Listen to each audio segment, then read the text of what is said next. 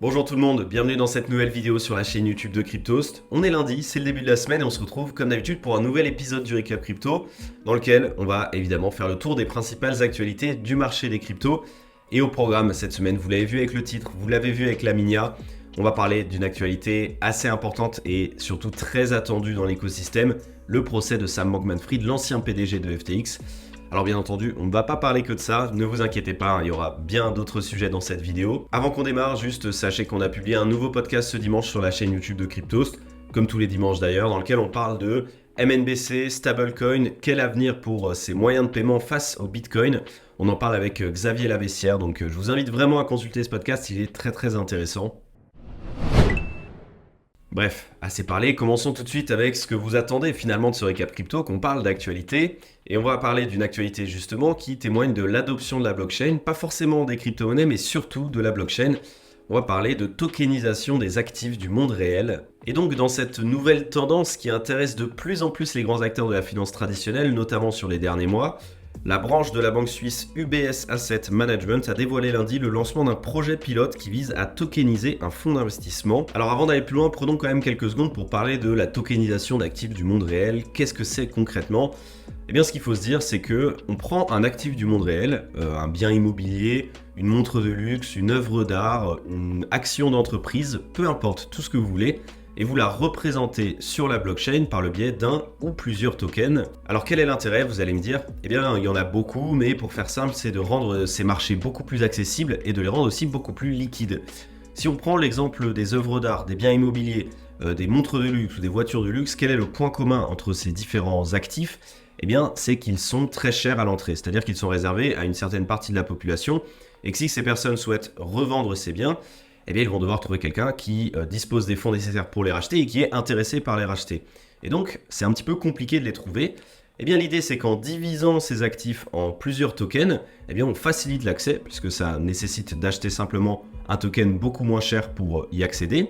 Et ça permet aussi de revendre beaucoup plus facilement. On revend un petit token qui coûte, par exemple, 100, 200 dollars à la place de quelque chose qui va en coûter 20 000, 30 000, 100 000, peu importe l'exemple. Et donc, ça rend plus facile l'accès à ce monde, à ces marchés, et ça les rend aussi beaucoup plus fluides et beaucoup plus liquides également, puisqu'il y a plus de personnes et plus de liquidité.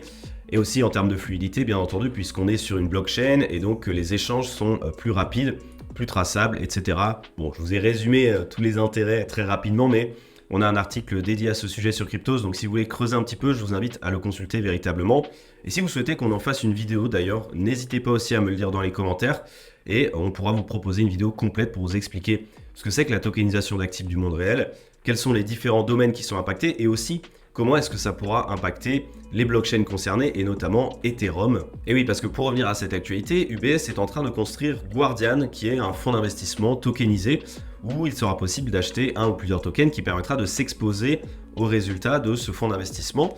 Et justement, il est construit sur la blockchain Ethereum, tout comme d'ailleurs ce qui avait été construit plus tôt par la Société Générale, on en avait parlé aussi dans le récap crypto. Donc Ethereum est une blockchain de choix pour les institutionnels, et justement, il est légitime de se poser la question, quel serait potentiellement l'impact pour le cours de l'Ether si des dizaines et des dizaines de milliards de dollars d'actifs tokenisés venaient se déverser sur cette blockchain. Si ça vous intéresse, on peut en parler en vidéo, donc voilà, n'hésitez pas à nous le dire dans les commentaires. Bon allez, vous avez certainement cliqué sur cette vidéo pour le titre ou pour la Minia, donc on va parler ensemble de SBF, le procès de Sam Bankman-Fried, l'ancien PDG de la plateforme d'échange de crypto FTX, qui est actuellement donc au tribunal aux États-Unis. Alors je vais pas vous faire l'affront de vous rappeler ce qui s'est passé dans FTX. On en a énormément parlé, que ce soit sur le site internet de Cryptost ou sur cette chaîne YouTube, notamment dans des épisodes du Récap Crypto. Mais si vous voulez vous faire un petit rafraîchissement de la mémoire, n'hésitez pas à consulter notre vidéo complète dédiée à ce sujet.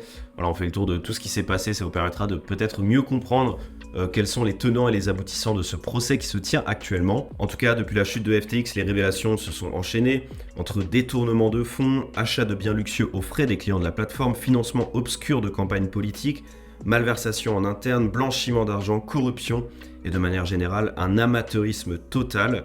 Et pour autant, dès le début de ce procès, Sam Bankman-Fried n'en dément pas. Il clame son innocence contre vent et marée, et d'ailleurs il plaide non coupable dans cette affaire, malgré toutes les accusations qui sont quand même accablantes. D'ailleurs, de nombreux anciens proches de SBF ont décidé quant à eux de plaider coupable et même de témoigner contre lui.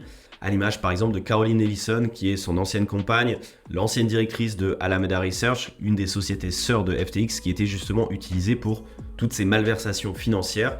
Il y a également Gary Wang, qui est l'ancien directeur technique de FTX, et qui est celui qui a permis de construire cette fameuse backdoor, c'est-à-dire cette faille dans le code de FTX qui permettait à Alameda Research de retirer autant d'argent qu'elle le souhaitait, d'avoir des retraits illimités comme il l'explique justement au cours de ce procès. Bref, l'objectif de ce procès, il est simple, c'est de déterminer si oui ou non SBF avait l'intention volontaire de commettre les faits qui lui sont reprochés. Si vous voulez suivre l'ensemble de ces actualités sur le procès de FTX, on a un article spécial sur le site internet de Cryptos, un article live que l'on met à jour quotidiennement avec toutes les nouvelles informations, toutes les nouvelles révélations dans le cadre de ce procès. On vous explique un petit peu les coulisses de ce procès. On partage aussi quelques extraits sur nos différents réseaux sociaux, donc je vous invite à vous abonner si ça vous intéresse. Et puis comme d'habitude, de toute manière, quand il y a de gros articles à traiter, on les traite aussi sur Cryptos. Donc voilà, n'hésitez pas à consulter Cryptos si vous voulez en savoir plus sur ce qui se passe dans ce procès avec SBF. Bon allez, revenons sur des sujets un petit peu plus positifs et allons voyager du côté du Salvador. On va reparler des différents projets du Salvador autour du Bitcoin. Et grâce à un accord entre Volcano Energy et Luxor Technologies, le Salvador vient de lancer Lavapool, la première pool de minage de Bitcoin dans le pays d'Amérique centrale. On vous en parlait un petit peu plus tôt cette année sur Cryptos, et notamment dans le récap crypto, le projet Volcano Energy au Salvador avait fait beaucoup de bruit, notamment à cause de cette fameuse levée de fonds de 250 millions de dollars qui avait vu la participation de Tether et qui devait atteindre jusqu'à 1 milliard de dollars. Eh bien, Lavapool, c'est la première étape de ce projet Volcano Energy qui vise à contribuer au minage de Bitcoin en utilisant uniquement des énergies renouvelables, donc des énergies qui sont extraites grâce aux volcans justement sur le pays d'Amérique centrale, grâce aux énergies solaires, grâce aux énergies éoliennes, bref. Le but, c'est de miner du Bitcoin avec des énergies renouvelables. Évidemment, vous vous en doutez, c'est un projet d'envergure exceptionnelle. On parle d'un gouvernement qui s'implique dans le minage de Bitcoin. D'ailleurs, ce même gouvernement salvadorien qui récupérera 23% des bénéfices de l'ensemble des machines de minage de Bitcoin qui seront installées dans ces différentes exploitations. Et en témoigne d'ailleurs le fait que ce soit Luxor Technologies qui soit missionné pour gérer ce projet. C'est certainement l'une des plus grandes, si ce n'est d'ailleurs la plus grande entreprise spécialisée dans le minage de Bitcoin. Sur l'année 2022, ils ont géré 2,28% des blocs minés sur Bitcoin. Allez, on enchaîne en parlant d'une actualité qui a fait pas mal de bruit la semaine dernière, notamment du côté de la communauté crypto francophone. On va parler de la licorne française Ledger, le fleuron de l'industrie des crypto-monnaies en France, qui a malheureusement annoncé la semaine dernière une vague de licenciements pour faire face à ce bear market qui s'éternise. Ce sont 12% des effectifs de l'entreprise qui ont été remerciés la semaine dernière, comme l'a annoncé Pascal Gauthier, le PDG de Ledger. Je cite un passage de sa lettre: « Malgré tous nos efforts, nous devons continuer à prendre des décisions qui participeront à la pérennité de notre entreprise.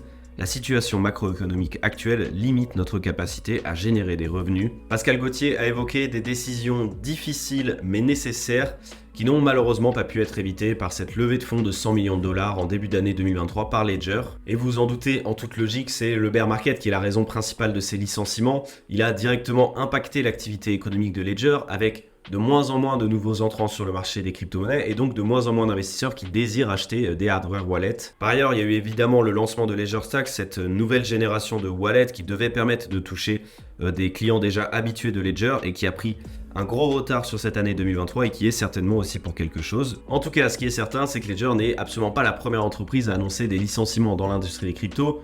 Au cours de l'année 2022, on avait entendu parler d'énormément d'entreprises qui avaient été obligées de licencier de l'effectif.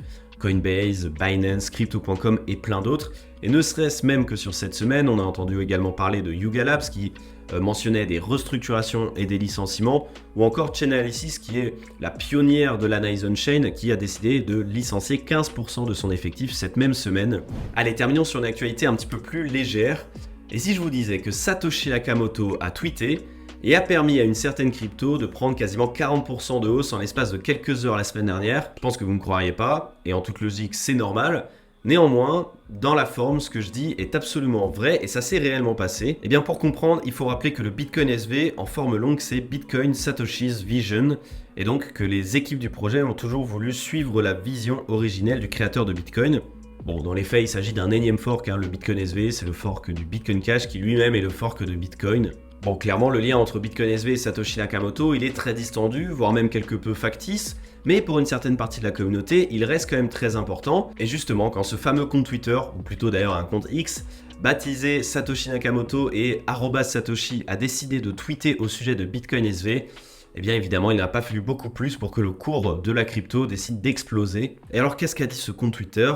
Eh bien rien de bien exceptionnel, il promettait simplement à la communauté des nouveautés pour la plus grande des crypto-monnaies. Toutefois, et là on remercie cette nouvelle fonctionnalité sur le réseau social X qui s'appelle les notes de la communauté et qui a permis que tous ceux qui sont tombés par hasard sur ce tweet ont pu voir un petit message inscrit en dessous qui signifiait que ce n'est pas Satoshi Nakamoto qui est derrière ce compte @Satoshi, mais bien Craig Wright. Et qui est cette personne ? Eh bien pour les plus novices, sachez qu'il fait partie des premières personnes à avoir découvert Bitcoin.